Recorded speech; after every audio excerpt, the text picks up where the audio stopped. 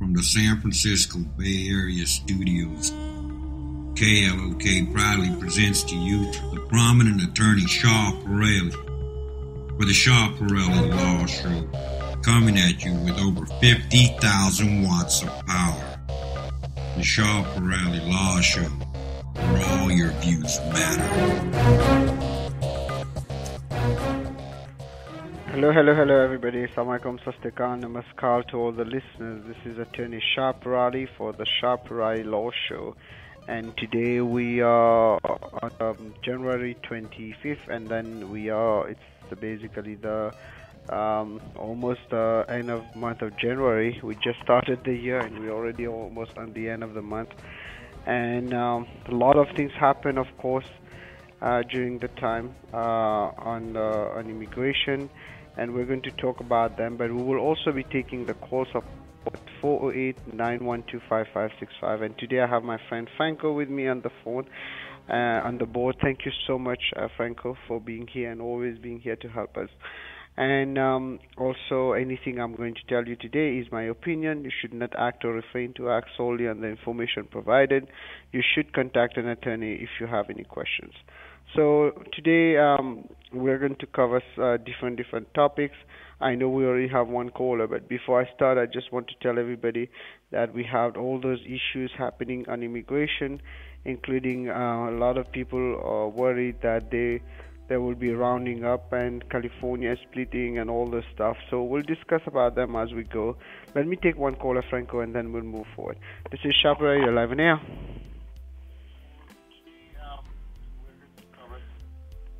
Hello? Hello? Hello? Hello? I think I lost the caller. So, ladies and gentlemen, feel free to call the number to the studio, 408-912-5565, 408-912-5565. We are hearing a lot of things happening on the immigration side, including a lot of people getting picked up by ICE, and amazingly, according to some statistics, the number of people that has increased by 40 to 50% in terms of how many people are getting picked up. And they're really kind of targeting San Francisco, I think, in the past couple of weeks, because San Francisco is a sanctuary city, and they want to show force there in our beautiful Bay Area region. But having said that, the city is still ready to fight, and then hopefully people who can really just be careful if there are raids and things like that, don't get caught in the net, because once you get in there, it's very hard to get out. So be ready. I think the caller is back. This is Shaw Pirelli, you're live in here. Hello? Hello? Hello? Hello? Can you hear me? Sir. Hello? Yes, I can hear you. Go ahead. Hi, Shaw Pirelli. Good morning. Hi. Good morning, sir. This is Kiran from San Jose. Yes, Kiran. I have a question about my current immigration situation. So, calling to get some guidance around that. Sure. I have an employee-based I-140, abroad in EB2 category, and I have an opportunity to also file a family-based green card. In terms of FB4. So my question is there any? Can I file for two green card applications, one on a family-based, and still continue to have my employee-based green card, or I have to pick one or the other? Okay. A very good question. You can file both, but you're not filing a green card yet. All you're filing is an I-140, is an I-130. I don't know if your dates is already current on the I-130. You can always file it, but the I-140 is not there yet. So, no, it doesn't have any conflict. You can have both. The only problem will be if when it comes the dates become current, you can only file one 485. So, whichever is current and going faster, you can always shift the I-45 from one to the other. So let's say you file the I-45 with the employment, and the dates for family becomes current. You can always transfer that I-45 to the family petition and vice versa. So it doesn't affect you. You can go ahead and do it. Oh, okay. That is great, Shapar Ali. I mean, good to know. So, what I understand is I could file for parallel. I mean, I have one from employee-based, and now I'm planning to file another application under I-130 category and family-based green card under category 4. So I don't have a conflict. So I could pursue both the paths. No, there's no conflict. You're fine. Okay? All Thank you, Go sir. ahead and good luck to you. Okay? Good luck. Let me take another caller, Franco. This is Shapra. You're live on air. Oh, hi. Good morning. Good morning, sir. Hey, I have a quick question. Like, for a treaty countries, about EB2 visa, like E2 you mean? E2, sorry, E2 visa, yes. sorry. Okay, so yes, if someone in the United States on an employment-based visa, H-1B, and got I-140 approved, now, can they leave their job and go to the E2 visa until the date becomes current? Yes, provided that E2 gets approved. The problem will be twofold. Number one, the E2 is a non-dual intent visa. So once an I-140 has been filed for you, there's a chance that USCIS will deny the E2 because the immigrant intent is already present. It's a 50-50 because some cases they do approve it. It's at their discretion. And number two, you can always go back to I-140 provided your company still wants you to be on that I-140. Right. Like, idea was to start the business here while you are in the queue of the green card. And that was the whole idea. Yes, I got you. Yeah, that's what I was thinking you were trying to do. But yeah, it is doable as long as you get the E2 approved. Yes. And do you have any experience, denial, in how many percentage or statistics in these cases? It depends on the administration. During the Obama administration, we were not getting many denials on E2 because even E2 is a non-immigrant, non-dual intent visa. They will still allow people to get it. So, but I don't have really an exact number to give to you, unfortunately. So, final question is, if before you apply for E2 visa, do you have to quit your job, or can you be still employed and try to have an E2? If the E2 gets approved, then you quit your job and go on E2. You don't quit your job, otherwise you lose the H1 and you won't be able to change your status. You have to continue working until the E2 gets approved. E2 visa, okay. Yes. All right, okay, that was my question. And what do you think about H4 thing? Is going to revolt? I don't know. There was a letter written, I think yesterday, by some big organization for pushing the government to continue supporting the H4 EAD. Let's see if we get the support of many organizations. We might end up by keeping the H4 EAD, and that's my hope. Okay. All right. Thank you. Okay. Good luck to you. Let me take another caller, Franco. This is Shapra. You're live on air. Hi, Shah. Thank you for taking my call. So my question is regarding 5485 RFE response. So I have got my RFE for my medicals and supplement J. So my attorney has responded back with the RFE response last week. However, when I see the status online in the USCIS website, I'm not even seeing any update, not even RFE response received kind of message. So from your experience, what do you see from it? Okay, is there any way to track it, or I'm just suspecting that whether the response was reached there, or the whatever the post, right? Whether the mail was reached or not. I was just worried about that. Oh, okay. So basically, you had a case file and you had an RFE, and it's a premium case or it's a regular case? It's a regular case, 485 regular case. So I applied for 485 in 2014. Later on, it became current in 2016. Now it became current again in the month of January this month. Oh, okay, so, it's 45. And then what was the RFE about? Medical and some things like that? Yeah, medicals and supplement J. Okay. And when did you file it? Last Thursday. My attorney said that last Friday actually they said that they filed the response, RFE response to USCIS. Okay. Okay. Well, it's not a big problem. Oftentimes they don't update the system, and since it's only been 1 week, you might not see it. And sometimes you don't even see anything, and you just get an approval coming in the mail. So you should not be worried about this. As long as your lawyer is saying yes, he did mail it, and so far he has done. If he has done a good job, then you can trust him. But oftentimes the system have glitches, and they don't really reflect the reality. So don't worry about it.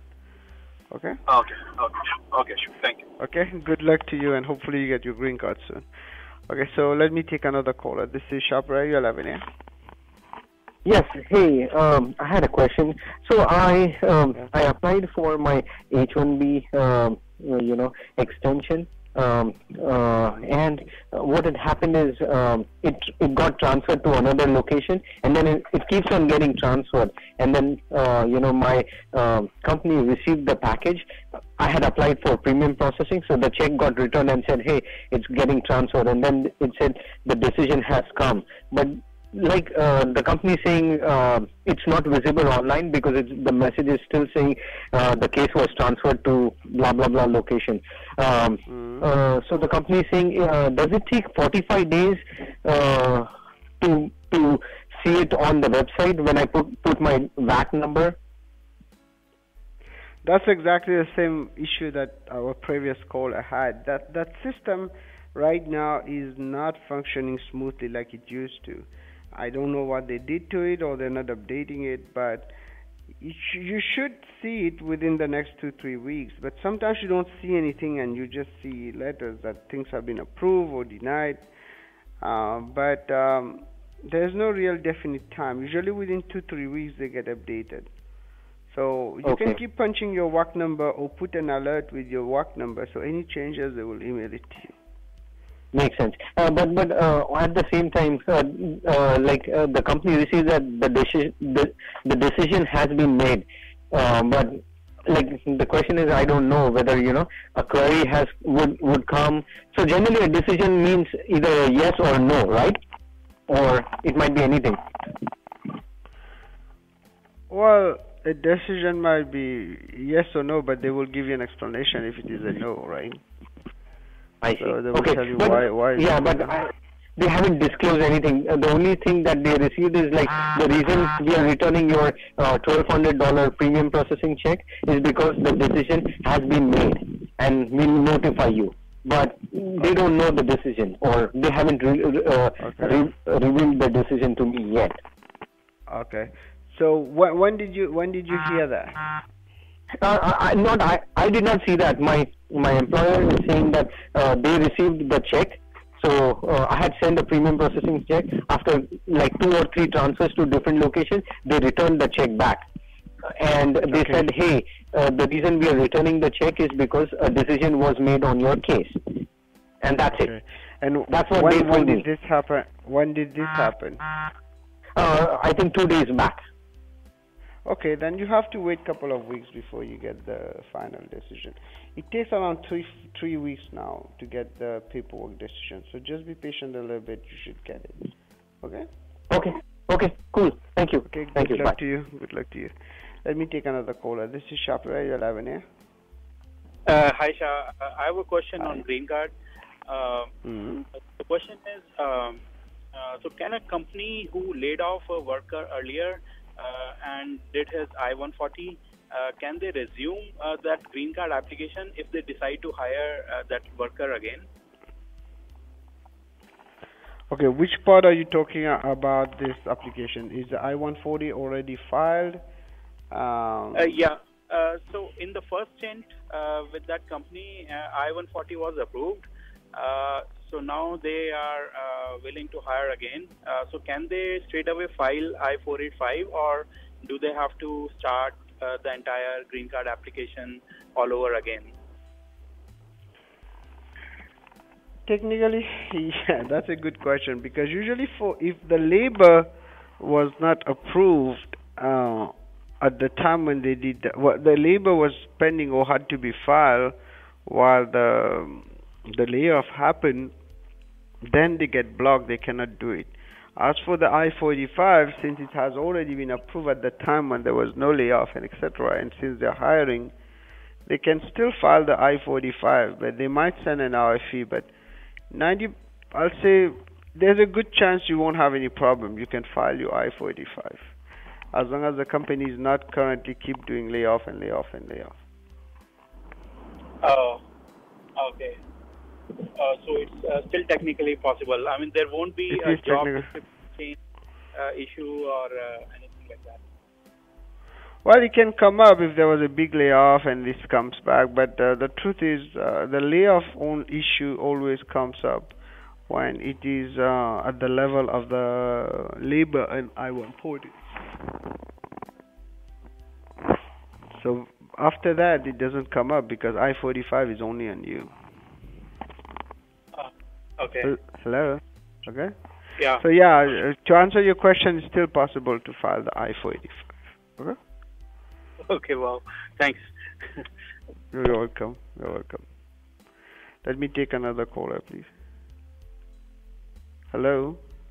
Okay, so ladies and gentlemen, I really apologize. It's been really hectic. We had a lot of callers in one shot, and then sometimes we get drops on those calls. So this is Attorney Sharperali, and we were discussing about immigration, and there are a few issues that I wanted to discuss, of course, that is happening right now in immigration.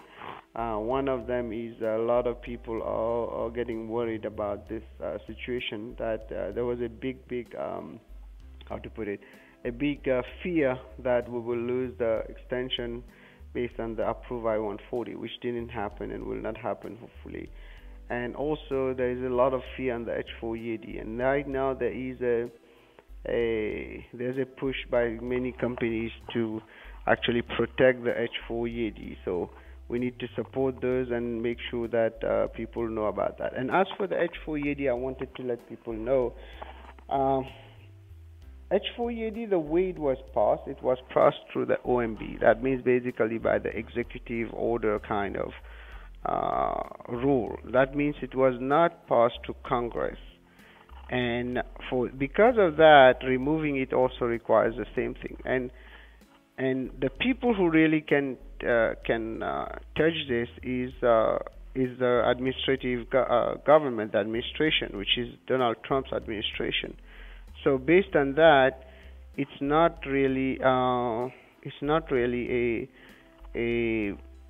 the Congress that needs to be dealt with, because a lot of people are going towards Congress and trying to push for keeping it. Congress can actually touch a word.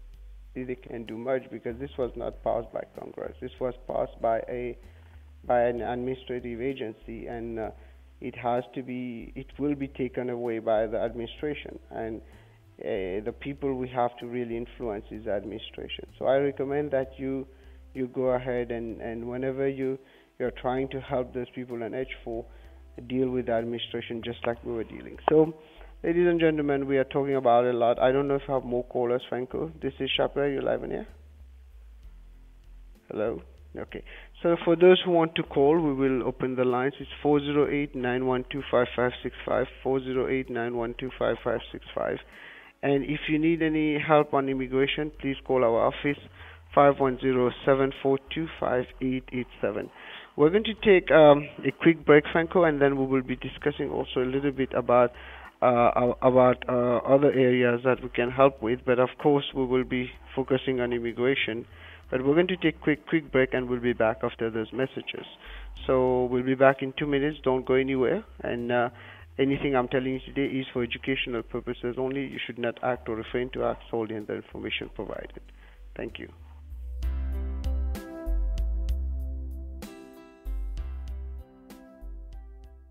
Beerables Inc. is an e-solutions company that provides custom web design, web application development, and internet marketing services to individuals and businesses. They can build powerful e-commerce sites, mobile apps, develop content, and market you on social media. They can help manage your brand's reputation and provide rock-solid customer support.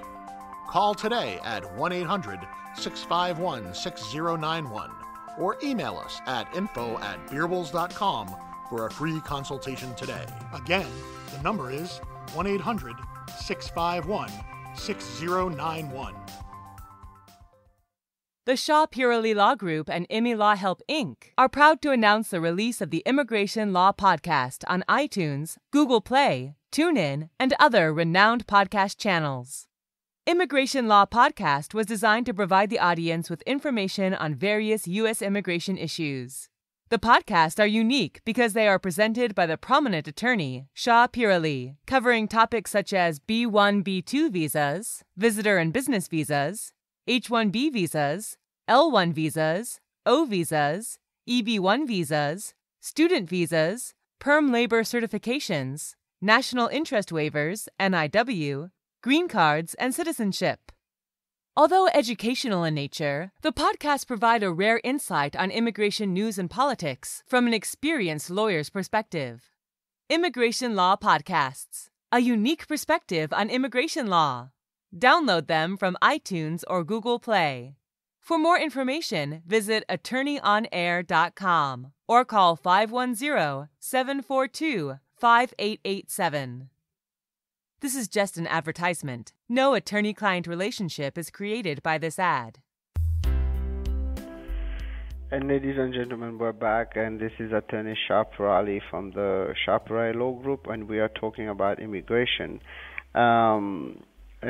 So if you need any help, of course, you need help on immigration, please give us a call at 510-742-5887. And today, live on air, you can call if you have any questions, 408-912-5565. 408-912-5565. This is the number to the studio. And just to let people know also, we are getting in the H-1B season. I know this year it won't be that hectic probably. A lot of people are not going to file, but a lot of people are still filing. And if you want to be in now, it's time to get in because it takes some time to get those LCAs done, etc. before we file. So if you're a company or you're an individual, you want to file, please give us a call, 510-742-5887. I repeat, it's H-1B season. So it's starting soon, so don't wait the last minute because there might still be a lottery. No, we are expecting still a lottery, not a big one, but we'll still be expecting a lottery. So be ready for all this, and if you need any help, again, 510-742-5887. And we are discussing, of course, about all those issues when it comes to either H-1B, a green card, but we also deal with family petitions such as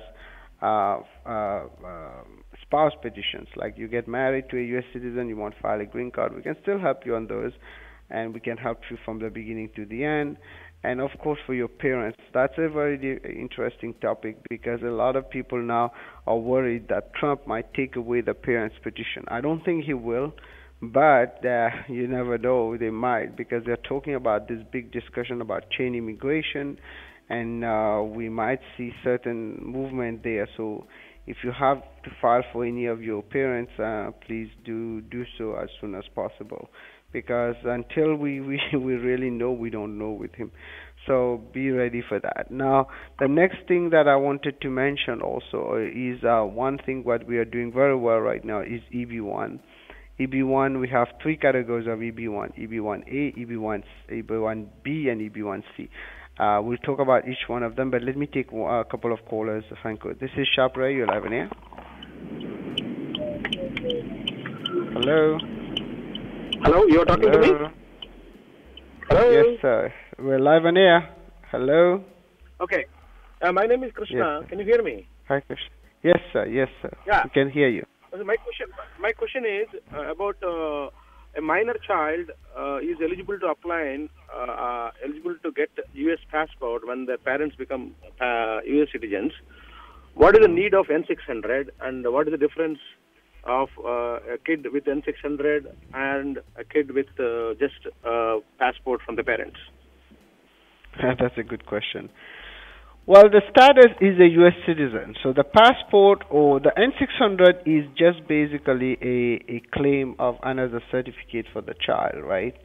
So it's not necessary because the passport serves as a role to prove the child's a U.S. citizen. Having said that, lately it has become very complicated for many of those children who got their citizenship has only a passport. When they try to get into college, I heard that they kind of give them a hard time. So for that reason, we recommend people to file the N600 and keep the certificate as a backup. But it is not necessary because the status is still the same. They are U.S. citizen. No matter if they have their passport, they have their certificate, their status still U.S. citizen. The only thing is that the passport is a proof and the certificate is a proof. But at the end of the day, they are still U.S. citizens. Okay, I have a follow-up question actually. So I also heard that down the line, if the parents decide to forego their citizenship and submit their citizenship back to the United States, will the children lose their citizenship? No. Why? Because citizenship becomes independent. However, there is a something like where basically it's if you lose a green card and your child is with you and a green card, they might lose it with you because your behavior is imputed to the child. But for citizenship, no. Usually the children can keep their citizenship. Okay. Okay, thank you. Okay. Good luck to you. Let me take another caller. This is Shapra. You're live in here. Oh, hi. I have another question, quick one. Hopefully I will be able to make this clear. So when you enter the U.S. On the border or entry point, they give you a date until what date you are allowed to stay. What's the call? 94 I-94. I-94, yes. I-94, okay.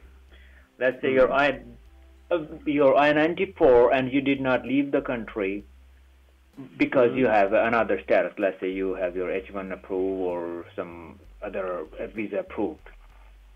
So will you accrue a overstay even that you have a status, you have a visa, but you did not leave the country to get the stamp again?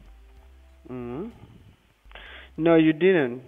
Because the way it works is if you do a change of status, that means you're merging two status. Like say, for example, before your I-94 and the B1, B2 visa expires, which is a visitor visa, you file an H-1B and the H-1B kicks in before that date, you are fine because what you did is just a change of status. The way you will know that is that when you get the H-1B on the bottom, they will give you another I-94. But if they don't give you an I-94 and it's consular processing, then that means you are supposed to leave the country to get a stamp on the H-1B and then come back. Yes, as soon as the I-94 and the B1, B2 expires, you are starting to accrue what we call unlawful presence. So it all depends how the H-1B was filed and what was the approval. But if you do a continuation, for example, let's say you're on B1, B2 and you're filing what we call a student visa, and the student visa is filed before the B1, B2 is expired, you don't have to leave the country because it's filed together. The problem with H-1B is that since H-1B is filed in April, and you will get an answer only it will be kicking in October, it becomes a little tricky. But other visas, no, as long as you file it on time and you file it before the I-94 expired, you don't have to leave the country and come back. All right, thank you. That was good luck to you. Let me take another caller, Franco. This is Shapra. You're live in here. Hey, Shah. I have a quick question. Hi. Yes, sir. My wife has recently applied for an extension for H-1B. Initially, they gave a query, but finally they approved it. The employer received her notice saying that it has been approved and that approval notice I-797C has been mailed to her. But the regular I-797A approval notice is not been mailed to the lawyer yet. And my wife's visa appointment is on February 2nd and they're flying tomorrow. So usually how many days it will take to get that approval 7A notice? Well, it should have come by now, but she can still use the 797C also, a copy of this, Because at the U.S. Embassy they will have a copy of the 797A, and since she's going for consular processing, the C is good enough to go through the processing. In the meantime, when they are there, if the paperwork comes, they can always scan it and send it to her when she goes for stamping. So you can still use the 797C, or hopefully by the time she reaches there, you will get your original copy and you can just scan it and send it to her. Okay, so there's no risk of, right, by going with the 797C, or is there any chance? No, there's no risk, because they will punch in the number and they will find the original there. Okay. Thank you, Shah. Okay? Thanks. Good luck to you, good luck. I don't know if I have another caller, Franco. This is Shapra, you're live on here. Okay, so ladies and gentlemen, we still have some time, so the number to the studio 408-9565, 408-9125565. The lines are still open, and now I'm going to shift gear. I'm going to talk a little bit about debt settlement, which is another issue, and then we'll come back to immigration.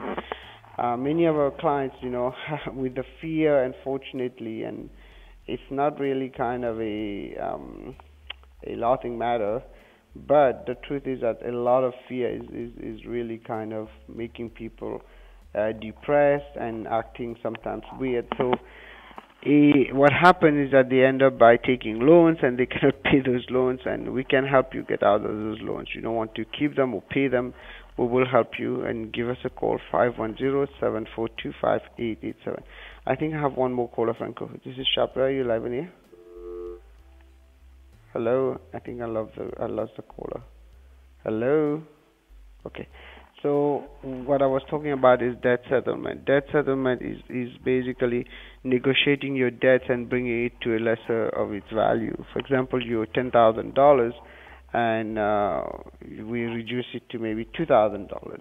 And check yourdebtsettlementattorney.com as our blog, and call us 510-742-5887 if you need help. We can help you with second mortgages, credit cards, lawsuit, you name it. So give us a call. I think I have the callers call back. So this is Shapra, you're live in here. Hello? Hello. Hello, yes? Hey, hi, sir. Good morning. Good morning. Recently, we have been hearing about RFPs or rejection of H1 extension for the graduates with electronics background. Do you have any lights on that? Yeah, that's a very good question. As you know, in order for you to get an H1B, you have to have a bachelor's degree. That's pretty much it. But many times people don't have a bachelor's degree in the field that they want to get an H1B. For example, a lot of people who are electronic engineers, etc., they apply in IT. What needs to be done is to convert their degrees basically to IT. Now, unfortunately, it used to be done very smoothly. So what we'll do, we'll send the case to a credential evaluator, combine the experience with the education, and then we get the equivalent to get an H1B. But unfortunately, recently we've been getting a lot of calls where cases are being denied based on that, even people who have been approved for years. Having said that, you should not give up just because you get a denial. I think people should fight it, because people who have experience, who have the bachelor's degree, the only requirement for an H1B is a bachelor's degree. But in this case, although the bachelor's is a different field, if you have enough experience, you should compensate for that. But yes, to answer your question, am I hearing? Yeah, I do hear from a few of them. But you can still fight them. And if you need help, give us a call, 510-742-5887. Okay? Okay. So what you say is, in case if any RFE rejection happens, so still there is a chance for the fighting, because if, for example, like in my case, I have not yet applied for it, but I am from that background, and I have been working here in US itself like 10 years.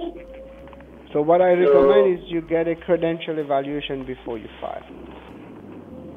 Okay. Do a credential evaluation based on experience and the degree. Okay.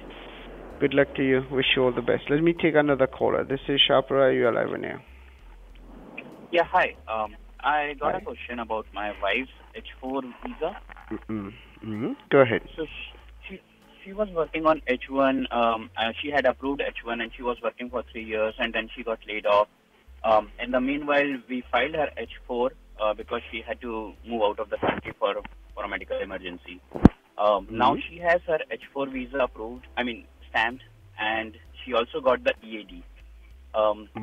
Now she's looking for a job. So my question is here, can we still transfer her H1 or joining a job in EAD would be beneficial? Considering this EAD, H4 EAD is getting abandoned, that news coming up, so. Okay, I will recommend joining on the EAD, and then if things are going bad, ask the company to quickly shift her back to her H1. She had an H1 before, right? And she used it. Yes. How many years she used her H1? Okay. How many years she used? How many years she used the H1? I think 4 years, 4.5 years. Okay, so she has 2 years to go. She can always go back to H1 when it's needed. So it's a good idea to enjoy the EAD. Okay, so she can get more than on that. So I would recommend that she continues on the H4 EAD, and then ultimately later, if H4 EAD is in jeopardy, she quickly shifts back to H1. Okay. Good luck to you. You're welcome. Let me take another caller, Franco. This is Sharper. You're live in here. So, ladies and gentlemen, the lines are still open. 408-912-5565. 408-912-5565. The calls are coming a little bit slow today, but hey, if you need help, we are here to help. So I was talking a little bit about, and I'm going to continue a little bit about some H-1B denials. But before I go to H-1B denials, let me talk a little bit about some other areas where people can look into, because right now a lot of people calling me, what do I do next? And they don't even realize they might have other options. For example, if you are victims of a crime, you can claim the U visa. The U visa is a very good visa, by the way. Only thing is now it's a little bit slow to process, but what it does, it's something that protects people who have been victims of crimes. For example, you can have someone who has been a victim of robbery and assault with a deadly weapon or domestic violence. What the U visa does, once we file it, we get the U visa certification, we file it, it's a waiting time. It will ultimately give you the ability to get a work permit for few years, and after that, after 3 years, you are eligible to file what we call the green card. So it might ultimately go faster than the EB2 category. And if people are victims of crimes, give us a call, 510-742-5887. What do you mean victims of crimes? For example, let's say you were working in a store, someone come with a gun, and the police came take your testimony, and ultimately you are a witness in the case. You are not a perpetrator, by the way. You are a victim or a witness. So please give us a call. We might be able to help you. 510-742-5887. Let me take another caller, Franco. This is Sharper. You're live in here. Hi, Shah. Hi. Hello. I have a quick question about my sister. So she does not have an I-140 approved, and this is her second H1 term. So she's running into the sixth year now, and the H1B will be expiring end of December. So, and the other thing is that she recently switched jobs. So now the company has filed for her H1B transfer. So my first question is, when the transfer happens, the H1 will be eligible only until December 2018. Is that correct? Well, you mean she got the I-140? She doesn't have an I-140, and she's reaching 2000. She's reaching her 6 years. Yes. And I didn't get the 2017. Sorry for that. I lost you in the middle there. So she's recently switched jobs, and the new company has applied for her H1B transfer. So now my question is, when the transfer gets approved, is it that the transfer the H1 will be applicable only until December 2018? Well, the H1 will be, when she transfers, she will get only up to the time that is left because she doesn't have an I-140. So whatever is left in those 6 years, that's all she's going to get. So yeah, if that's your question, that's all she's going to get. She won't get more than that. Until she gets an I-140 approved, she's stuck with that time on anything. Okay. And so the follow-up question on that same thing is, so if she cannot get any more H-1B, then what other options does she have to continue working? How about you? What do you have? You have an H-1B for yourself? Yeah, I do have an H-1B. Okay. Do you have an approved I-140? I do. Yeah. What I would recommend is to quickly shift her to H-4EAD. Although H-4EAD, a lot of people are worried about it. They have not taken it away yet. And there's a chance that for people who already have it, by the time they file it, they will let them keep it. So let's say, for example, your wife filed it, she gets 3 years on H-4EAD. I recommend that she takes advantage of those 3 years and use it. Plus, in the meantime, she needs to find a company which is willing to file for a green card for her. What this will do, once a green card is filed, the labor is filed, I-140 is filed, she will be able to extend that H-1B beyond those years. So the best option right now is to move to an H-4EAD. Ultimately, there might be other options for her specifically, but I won't be able to kind of determine that in those few minutes. So if you want to look at other options, you can just give me a call and we can go one by one for you, okay? All right. That's okay. Thanks. But H-4EAD is her best because H-4 will not eat any time on the H-1, plus that also allows her to continue a process of I-140. Okay? Sounds good. Thanks. Okay. Good luck to you. I have one more caller. Let me take the caller. This is Shapra Yalavane.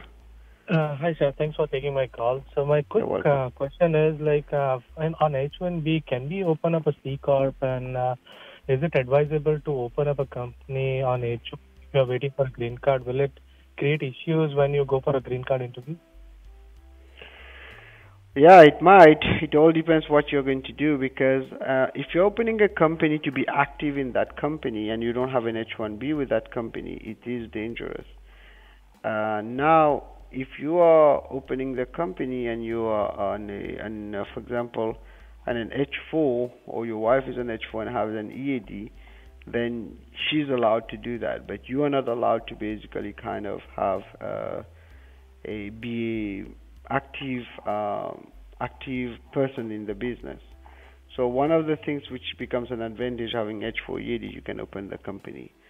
But if you don't have an H-4, some other visa, and you are an H-1B holder, if you want to open a company, you can open a company, but what you cannot do is to actively work in that company.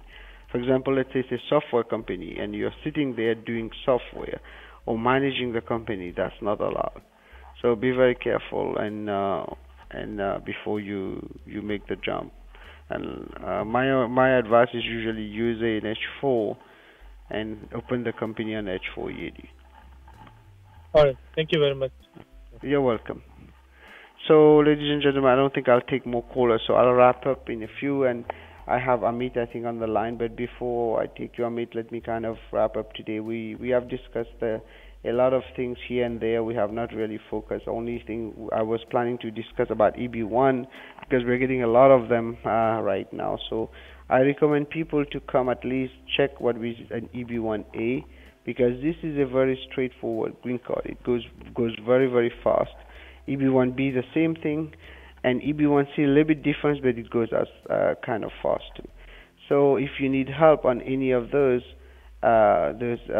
situations, whether it's an EB1, family petitions, asylum, U visa, you name it, please give us a call, 510-742-5887. You can also check our website, attorneyonair.com or immigrationlegalblog.com.